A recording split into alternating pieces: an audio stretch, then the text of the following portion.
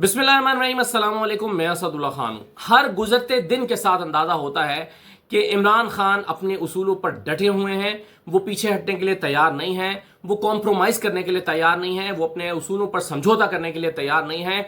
बावजूद इसके कि रोज़ खबरें फैलाई जाती हैं, रोज़ खबरें आती हैं कि कुछ अमेरिका से डॉक्टर्स आ रहे हैं, कोई बैरिस्टर सैफ के हाथ पैगाम भेजा गया है, कोई पैगाम जो है वो अली अमीन गंडापुर लेकर गए हैं। लेकिन इस तमाम पैगाम रसानी के बावजूद इमरान खान अपने उसूलों से पीछे हटने के लिए तैयार नहीं है। इमरान खान कहते तो हैं कि वो पाकिस्तान की खातिर बातचीत करने के लिए तैयार हैं, मुल्क के लिए बातचीत करने के लिए तैयार हैं, लेकिन वो अपनी शराइत पे बात करना चाहते हैं। ऐसा लगता है कि वो कहते हैं कि बातचीत के लिए मैं तैयार हूं, लेकिन मुझसे वो फरमाइश न की जाए जो मैं कर नहीं सकता। मुझसे बुनियादी तौर पर तीन चीजें इमरान खान से कही जा रही है ना। इमरान खान से कहा जा रहा है कि इस निज़ाम को कबूल कर लें, खामोश होकर बैठें, अगला इलेक्शन आएगा तो आप अपने हिस्से की गेम खेल सकते हैं, आप अपना सियासी जो रोल है वो अदा कर सकते हैं, लेकिन फिलहाल खामोश होकर बैठे और इस निज़ाम को चलने दें और इस हुकूमत को कबूल कर लें। दूसरा, जो अदालत का हाल हो गया है, आप मुसर्रत हिलाली, जस्टिस अमीनुद्दीन, इन लोगों के रिमार्क्स देख ही रहे हैं, इन लोगों की बातें सुन ही रहे हैं, अब तो लाइव आ रहा है सारा कुछ। जो अदालतों का हाल हो गया है, जिस तरह के जजेस अदालतों में अब आ रहे हैं, लाए जा रहे हैं, या जिस तरह से बेंचेस बन रहे हैं अपनी मर्जी के, तो इमरान खान से कहा जाता है कि इसको कबूल कर लो। और इसके अलावा इमरान खान से कहा जाता है 9 मई की माफ़ी मांगो। ये तीन बातें ना जी जो इमरान खान के सामने रखी गई हैं, लेकिन कैटेगोरिकली अगर एक आदमी कहता है कि इन तीनों पे तो मैं बात करने के लिए तैयार हूं, इसके अलावा कुछ और करो, इसका मतलब है कि फिर कहीं बातचीत मेच्योर होती हुई तो दिखाई नहीं दे रही। अब देखें, जो ट्वीट इमरान खान ने की थी गुज़श्ता रात 13 घंटे पहले, उसमें क्या उसमें कहा गया है, उन्होंने कहा कि मुझे 2 साल पहले कहा गया कि 3 साल के लिए पीछे हट जाऊं और मौजूदा निज़ाम को चलने दूं, लेकिन मैं किसी यजीद के कहने पर 3 साल तो क्या 3 मिनट भी खामोश नहीं रहूंगा।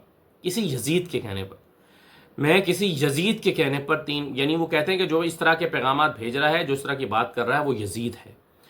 तो जाहिर है ये बड़ी सख्त बात इमरान खान कह रहे हैं। तो वो कहते हैं कि जी मैं किसी यजीद के कहने पर 3 साल तो क्या 3 मिनट भी खामोश नहीं रहूंगा। फिर वो कहते हैं कि मुझ पर 26वीं तरमीम को कबूल करने के लिए भी जोर डाला जा रहा है, लेकिन मेरी जिद्दोजहद कानून की हुक्मरानी की है और 26वीं आईनी तरमीम ऐन इसके मुनाफी है। तो 26वीं तरमीम चूंकि कानून की हुक्मरानी के मुनाफी है, मैं इसको कबूल नहीं करूंगा। वो तीसरा, वो कहते हैं कि मुझसे 9 मई की माफ़ी मांगने का मुतालबा किया जाता है, मगर माफ़ी वो लोग मांगे जिन्होंने सीसीटीवी फुटेज चुराई, जिन्होंने औरतों की इज्जत पामाल की, लोगों के घरों का तकद्दुस बर्बाद किया, हजारों सियासी वर्करों को जेलों और हुकूमत खानों में डाला और बेगुनाह लोगों को शहीद किया।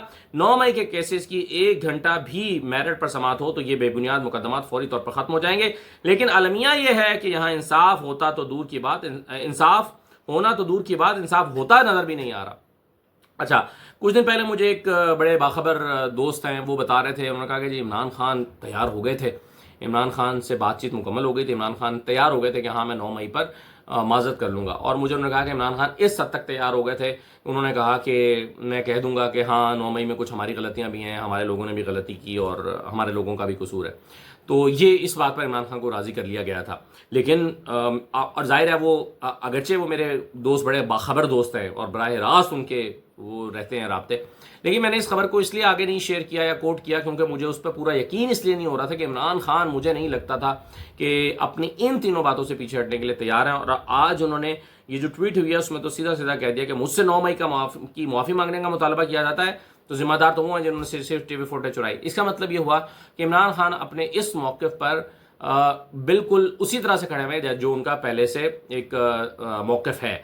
तो ये बुनियादी 3 चीज़ें तो इमरान खान ने जो है वो उस पर इनकार कर दिया। यानी 9 मई की माफ़ी वो कहते हैं नहीं मांगूंगा, 26वीं तरमीम को कबूल नहीं करूंगा और इस निज़ाम को जो 8 फरवरी 2024 के नतीजे में वजूद में आया है इसे कबूल नहीं करूंगा। तो ये तो इमरान खान यहाँ पर अपने मौक़िफ़ पर कायम है। इसका मतलब ये हुआ कि इमरान खान के जहन में है कि उन्होंने 2 साल जेल काटी है, उन्हें 2 साल और भी जेल काटना पड़ सकती है, उनके लिए जेल में जो मज़ीद जो है वो सख्तियाँ बढ़ सकती हैं। ये जानते हुए भी इस तरह के वो बयान दे रहे हैं, इसका मतलब है कि वो हौसले में, इसका मतलब है कि वो डटे हुए हैं, इसका मतलब यह है कि वो लड़ने के लिए तैयार है, इसका मतलब यह है कि अभी उनकी हिम्मत ख़त्म नहीं हुई। वरना आप देखें ना कि हमने बहुत देखा पाकिस्तान की तारीख में, थोड़े दिन के बाद आपको मच्छर काटना शुरू हो जाते हैं, गर्मी सताती है, तो आप कहते हैं कि जी कोई डील बना लो और डील करके आप मुल्क से बाहर चले जाते हैं। बड़ा आसान रास्ता है। اور یہ راستہ تو سب کو آتا ہے، سب کو دکھایا جاتا ہے۔ عمران خان سے بھی یہی کہا گیا کہ بھائی سب یہ پاکستان کی تاریخ یہی ہے، سبھی ایسے کرتے ہیں، تم کیوں نہیں کرتے؟ تم بھی کرو، ڈیل بناؤ اور ملک سے باہر چلے جاؤ یا خاموش ہو جاؤ یا اس نظام کو قبول کر لو تو ٹھیک ہے، اس کے بعد جو ہے وہ تمہیں تمہاری اننگز کھیلنے کا موقع مل سکتا ہے، اچھے بچے بن جاؤ۔ لیکن عمران خان یہ سارا کچھ کرنے کے لیے تیار نہیں ہے۔ تو یہ بات تو ہے نا کہ عمران خان باقی پاکستان میں جو باقی گزرے ہیں ابھی سیاستدان اور جو موجود بھی ہیں، اللہ تعالیٰ انہیں اور زندگی لمبی دے، وہ سب جو ہیں وہ اپنے اصولوں پر سمجھوتا کر کے ڈیل بناتے رہے ہیں اور خود بھی حیران ہیں کہ عمران خان کیسے ڈٹ گیا۔ پھر وہ کہتے ہیں کہ ظلم سے قومیں کبھی ختم نہیں ہوتی بلکہ نئے سرے سے بنتی ہیں۔ نبی اکرم صلی اللہ علیہ وآلہ وسلم نے 13 سال مشکل ترین وقت کاٹا، لیکن آپ صلی اللہ علیہ وآلہ وسلم ڈٹے رہے اور بالآخر سرخرو ہوئے۔ لہٰذا ہم سب آپ صلی اللہ علیہ وآلہ وسلم کے نقش قدم پر چلتے ہوئے بحیثیت قوم ڈٹ کر آخری دم تک مقابلہ کرنا ہوگا۔ اب آپ دیکھیں نا، یہ جو ابھی اوپر 3 باتیں میں نے آپ سے کہیں کہ عمران خان جو ہے وہ لڑنے کے لیے تیار ہے، تو سورس آف انرجی کیا ہے عمران خان کا؟ سورس آف پاور کیا ہے؟ کہاں سے یہ طاقت آ رہی ہے کہ میں لڑوں گا، میں جیل میں رہوں گا، میں سختیاں برداشت کروں گا اور میں اپنے اصولوں پر سمجھوتا نہیں کروں گا؟ یہ پاور کہاں سے آ رہی ہے؟ تو سورس آف پاور اگلے 4تھے پیراگراف میں عمران خان بیان کرتے ہیں کہ جو میں ڈٹ گیا ہوں، میرا سورس آف پاور یہ ہے، میرا سورس آف انرجی یہ ہے کہ مجھے تاریخ یہ بتاتی ہے کہ نبی کریم صلی اللہ علیہ وآلہ وسلم 13 سال تک ڈٹے رہے، مشکل ترین انہوں نے وقت کاٹا، 13 سال تک مشکل ترین وقت کاٹا، لیکن اپنے اصول پر، اپنی بات پر سمجھوتا نہیں کیا۔ تو انہوں نے کہا کہ یعنی عمران خان سمجھتے ہیں کہ نبی کریم صلی اللہ علیہ وآلہ وسلم کی سنت جو ہے وہ ان کے لیے مشعل راہ ہے، تو اس اصول پر کاربند رہتے ہوئے وہ مشکل کاٹیں گے، اپنے اصول پر ڈٹے رہیں گے۔ پھر وہ کہتے ہیں کہ جب انصاف کا ہر دروازہ بند کر دیا جائے پھر پرامن احتجاج کے سوا کوئی راستہ نہیں بچتا۔ تحریک انصاف سمیت پوری قوم کو پیغام دیتا ہوں کہ ملک گیر احتجاج کے لیے تیار ہے۔ اچھا، جو احتجاج کا معاملہ ہے اس پر آج کل یہ باتیں ہو رہی ہیں، جی گرمی بہت ہے، احتجاج تو ہو نہیں سکتا۔ واقعی گرمی تو ہے، واقعی 45 ڈگری سینٹی گریڈ پر دوپہر میں ایک سڑک بلاک کر کے اس سڑک کے اوپر بیٹھ جانا، تپتی ہوئی سڑک پر، یہ آسان نہیں ہے۔ لیکن پاکستان تحریک انصاف کے ورکرز نے وہ چیزیں کر کے دکھائی ہیں جو پہلے کبھی نہیں ہوئی۔ مثلا چاند رات پہ کبھی آپ نے احتجاج ہوتے دیکھا تھا؟ پہلے پاکستان تحریک انصاف کے ورکرز نے چاند رات پہ بھی احتجاج کیا۔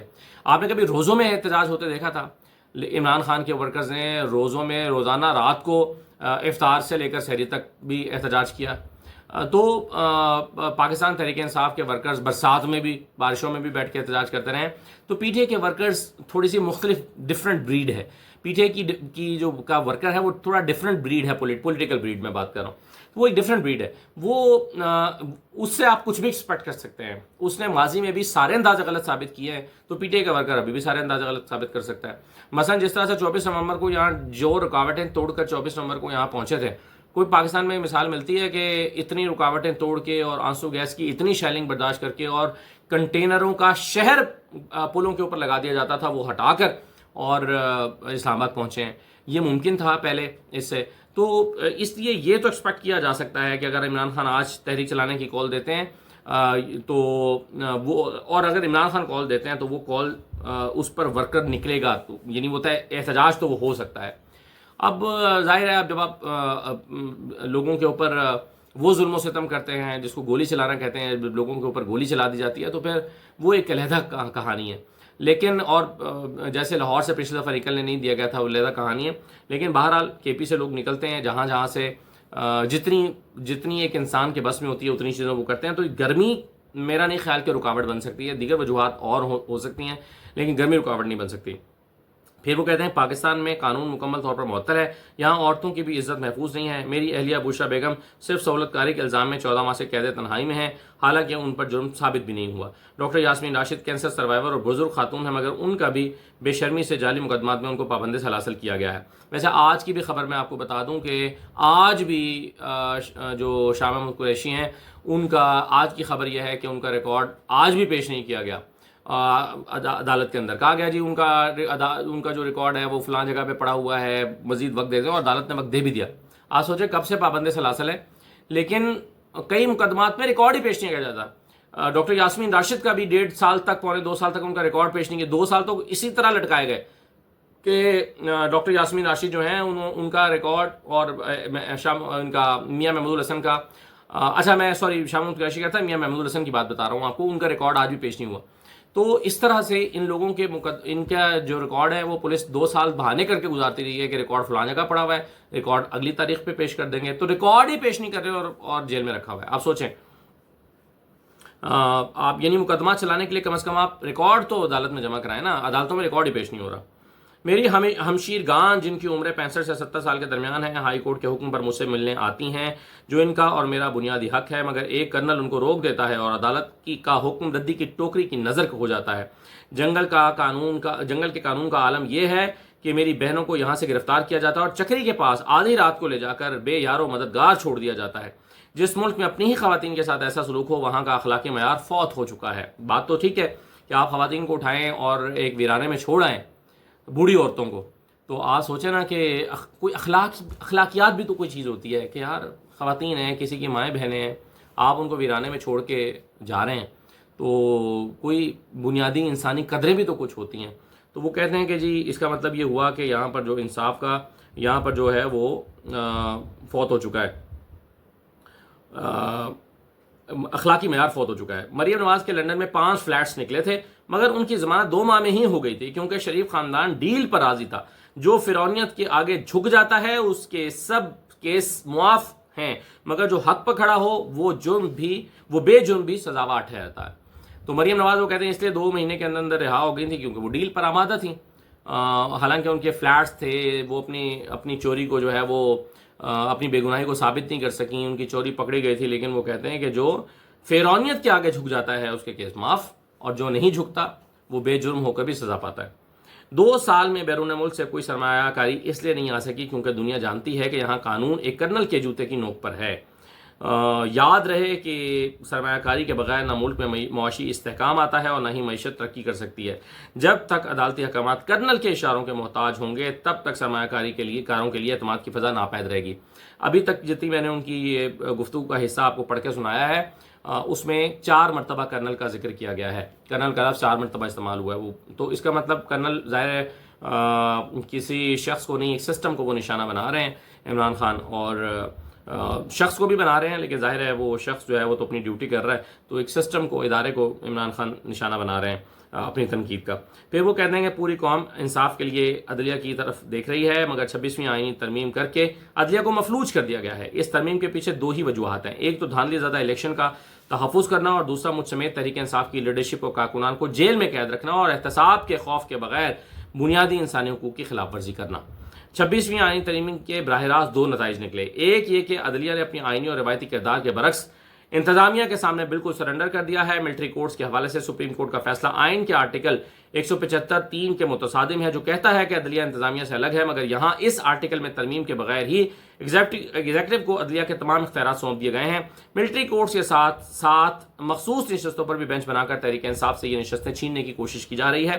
کوشش نہیں کی جا رہی جناب، نشستیں چھن چکی ہیں، یہ تو دائرہ اعلان ہونا باقی ہے، باقی فیصلہ کیا آنا ہے یہ تو اب سب کو اندازہ ہو ہی گیا۔ ووٹ تحریک انصاف کو پڑا ہے، مگر آئین کے برعکس یہ نشستیں دوسری جماعتوں کو دینے کی کوشش جاری ہے۔ دوسرا یہ کہ عدلیہ اس قدر مفلوج ہو چکی ہے کہ اعلیٰ عدلیہ اور جج اپنی مرضی سے مقدمات لگا ہی نہیں سکتے، نتیجتاً مجھے بھی عدالتوں سے انصاف نہیں مل رہا۔ کبھی میرے کیسز کے لیے بینچ مکمل نہیں ہوتا تو کبھی سماعت نہیں ہوتی، جان بوجھ کر میرے مقدمات کو التوا میں رکھا جاتا ہے، میرے بنیادی انسانی حقوق بھی معطل ہیں۔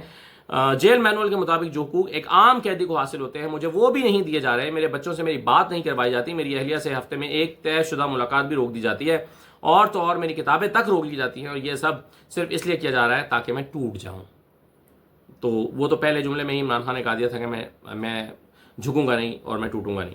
پھر انہوں نے کہا کہ پہلے قاضی فائز عیسیٰ کے ذریعے پاکستان میں فسطائیت جاری تھی، اور اب 26ویں ترمیم کے ذریعے ظلم کو تحفظ دیا جا رہا ہے۔ اگر آج عدلیہ تاریخ کی درست سمت کھڑی نہیں ہوگی تو ان کا نام بھی جسٹس منیر اور قاضی فائز عیسیٰ کے ساتھ ہی لکھا جائے گا، جو ہمیشہ تاریخ میں مجرم ہی رہیں گے۔ یہ بات تو بالکل ٹھیک ہی ہے، کیونکہ قاضی فائز عیسیٰ نے اس ملک کے ساتھ جو ظلم کیا ہے اس کا ازالہ شاید وہ خود بھی چاہ کر نہیں کر سکتے۔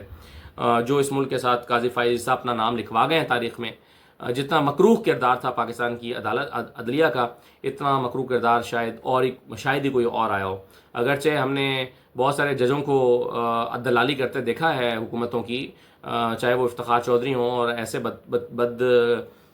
قسمت شخص تھے جن کے لیے پوری قوم کھڑی ہوئی تھی، جن کے لیے میں نے عورتوں کو 2007 میں بوڑھی ماؤں کو روتے دیکھا تھا ججز بحالی کی تحریک میں، لیکن بعد میں اندازہ ہوا کہ یہ جج تو ایک جماعت اپنے مقاصد حاصل کرنے کے لیے بحال کرانا چاہتی ہے، اور وہی ہوا۔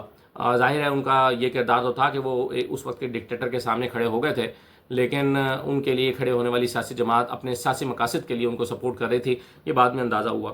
تو ججز بکتے رہے ہیں، اپنا جو ہے وہ اپنی جھولی وہ سیاسی جماعتوں کے آگے پھیلاتے رہیں، لیکن قاضی فائز تھا، میرا خیال ہے کہ ان سب میں اپنا ایک ممتاز مقام رکھتے ہیں۔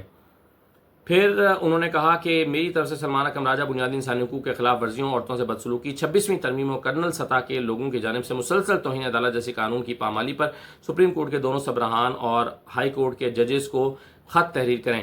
یہ بوجھ ججز کے کندھوں پر ہے کہ وہ انصاف کا نظام قائم کر کے تاریخ کی درست جانب کھڑے ہوں۔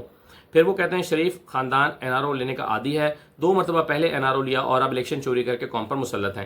اس ملک کو کبھی بھی ایسے لوگ اوپر لے کر نہیں جا سکتے، چاہے ایس آئی ایف سی بنا لیں یا کوئی اور کلیہ آزما لیں۔ قوم صرف تب ہی اوپر جاتی ہے جب وہ آزاد ہو اور حکمران اخلاقی طور پر مضبوط ہوں۔ سمبڑیال الیکشن میں تمام لوگ بڑھ چڑھ کر حصہ ڈالیں، اس ظلم کے نظام کے خلاف اپنی واحد طاقت یعنی ووٹ کے ذریعے فیصلہ دیں۔ انہوں نے الیکشن چوری کا پورا پلان بنایا ہوگا، لیکن آپ لوگ چوکنا رہیں، فارم 45 لے کر پولنگ اسٹیشن سے نکلیں اور فارم 47 ملنے تک آر او کے دفتر میں موجود رہیں۔ دھاندلی کے آگے دیوار بننا ہے تاکہ اس حکومت کو اس کی مقبولیت کا اندازہ دلایا جائے۔ میری ہدایت ہے کہ پارٹی کی پنجاب میں تنظیم سازی کے حوالے سے ترتیب دی گئی کمیٹی میں عالیہ حمزہ اور چاروں ریجنز کے صدور کو شامل کیا جائے۔ کمیٹی کا کنوینر مقرر کرنے کے بجائے سب ایک سطح پر مل کر کام کریں۔ یہ بہت بڑا جو ہے وہ عمران جو بڑی امپورٹنٹ بات انہوں نے کہی ہے اپنی پارٹی کے حوالے سے کہ جنگ ہمیشہ باہر والوں سے ہوتی ہے۔ میرا تمام پارٹی اور سوشل میڈیا کو پیغام ہے کہ اپنی تنقید کا نشانہ اپنے لوگوں کو نہ بنائیں، اس سے ہمارے بیانیے کو نقصان ہوتا ہے۔ ہماری ساری توجہ فسطائی قوتوں کے خلاف مرکوز رکھنی چاہیے تاکہ اس اندھیری رات کا جلد سے جلد خاتمہ ہو سکے۔ وہ کہتے ہیں کہ آپس میں ایک دوسرے کو کمپرومائز ہے، تنقید کا نشانہ اپنے لوگوں کو مت بنائیں۔ جو آج کل چلن بھی چل رہا ہے کہ اپنے ہی لوگوں کو کمل شوزب کے پیچھے پڑ جاتے ہیں، زرتاج گل کے پیچھے پڑ جاتے ہیں کہ یہ بکی ہوئی ہے، یہ کمپرومائز ہے، یہ دونوں طرف کھیل رہے ہیں، وکٹ کے دونوں طرف کھیلیں۔ کچھ لوگ ہوں گے یقیناً پارٹی کے اندر، لیکن بہرحال عمران خان سمجھتے ہیں کہ مجھے پتہ ہے کون دونوں طرف کھیل رہا ہے، میں جب آؤں گا تو میں اس کا خود فیصلہ کر لوں گا۔ فی الحال اس سے ماحول خراب ہوتا ہے، اس لیے اس بات کو موضوع نہ بنایا جائے اور الزام تراشی کر کے اپنی تنقید کا رخ اپنے لوگوں پر نہ کیا جائے۔ تو یہ میرا خیال ہے کہ درست حکمت عملی ہے جو عمران خان کہہ رہے ہیں۔ وہ کہتے ہیں کہ میرا تحریک انصاف کے یہ خصوصی پیغام ہے کہ جماعت میں کسی کو بھی قربانی دینے سے نہیں گھبرانا چاہیے۔ اگر مجھ سمیت سینکڑوں کارکنان اور لیڈرشپ جیلوں سے نہیں گھبرائی تو آپ لوگوں کو بھی نہیں گھبرانا چاہیے۔ پارٹی عہدیداران کو فیصلہ کرنا ہوگا کہ وہ اپنی ذمہ داریوں سے عہدہ برا ہونے کو تیار ہیں یا نہیں۔ اب جو عہدیدار سرگرم نہیں ہوگا اسے برطرف کر دیا جائے گا۔ اس ملک سے ظلمت کے سائے ختم کرنے کے لیے ہم سب کو اپنے حصے کی قربانی دینا ہوگی۔ یہ عمران خان کا جناب پیغام ہے۔ میں نے ساتھ ساتھ تھوڑا تبصرہ اس پر کیا ہے کیونکہ میں سمجھتا ہوں کہ عمران خان بنیادی تینوں چیزیں جو ہیں اس پر کھڑے ہوئے ہیں، اس پر قائم ہیں، اور سب سے زیادہ گفتگو انہوں نے عدالتی نظام پہ کی ہے۔ ظاہر ہے پاکستان کو نیچے لے جانے میں سب سے زیادہ کردار عدالتی نظام کا ہے، اور اس وقت پاکستان کی تاریخ کے نچلے ترین مقام پر پاکستان کا عدالتی نظام ہے۔ پاکستان کی ہسٹری میں بہت ایسے مقامات آئے ہوں گے جہاں پر عدلیہ نے جو ہے وہ بہت عدلیہ گری ہوگی، لیکن شاید اس سے زیادہ نہ گری ہو جو اس وقت ڈھانچہ بنا دیا گیا ہے۔ یعنی بینچ حکومت بناتی ہے، جوڈیشل کمیشن آف پاکستان کا قیام اس ترتیب سے کیا گیا ہے کہ حکومت کو اکثریت رہے۔ بینچ حکومت بناتی ہے، اپنی مرضی کے چن کے بندے ڈال کے اپنی مرضی کا کیس لگا کے اپنی مرضی کا فیصلہ کرا دیتی ہے۔ 13 رکنی بینچ کا فیصلہ اپنی مرضی کے چند جج کو چن کر ایک بینچ بنایا، آئینی بینچ بنایا، اور اس بینچ سے اس فیصلے کو ریورس کرانے جا رہی ہے حکومت۔ تو یہ حکومت عدلیہ جو ہے یہ حکومت کی باندھی بن چکی ہے۔ مجھے نہیں معلوم کہ رات کو ان ججوں کو نیند کیسے آتی ہوگی، رات کو سوتے کیسے ہوں گے، کیا انہیں یہ بے چین نہیں کرتی ہوگی بات کہ انہوں نے حلف کیا اٹھایا، اللہ سے وعدہ کیا کیا ہے، کیا انہیں یہ بات تکلیف نہیں دیتی ہوگی کہ رات کو کہ جب وہ سونے کے لیے لیٹتے ہوں گے کہ بھائی میں یہ جو پیسے لے کر آتا ہوں گھر میں اپنے بچوں کو کھلاتا ہوں یہ اس لیے تب حلال ہوں گے جب میں انصاف پر مبنی فیصلے کروں گا۔ جب میں کسی کے کہنے پر فیصلے کروں گا، لکھے لکھائے فیصلے آگے پہنچاؤں گا، تو یہ میرے بچوں کو حلال میں نہیں کھلا۔ مجھے نہیں معلوم کہ اس طرح کے کوئی کبھی تو آتا ہوگا، کبھی تو خیال آتا ہوگا، کبھی کبھار تو آ ہی جانا چاہیے۔ اس میں کیا ہے، خیال تو خیال ہے، کبھی آ ہی سکتا ہے۔ تو اللہ کرے کہ ان کو بھی خیال آئے کہ ملک کا بیڑا غرق یہ مل کے کر رہے ہیں، اور عدالتی نظام کے تباہ ہونے سے ملک بہت نیچے جا رہا ہے۔ اجازت دیجیے، اللہ حافظ۔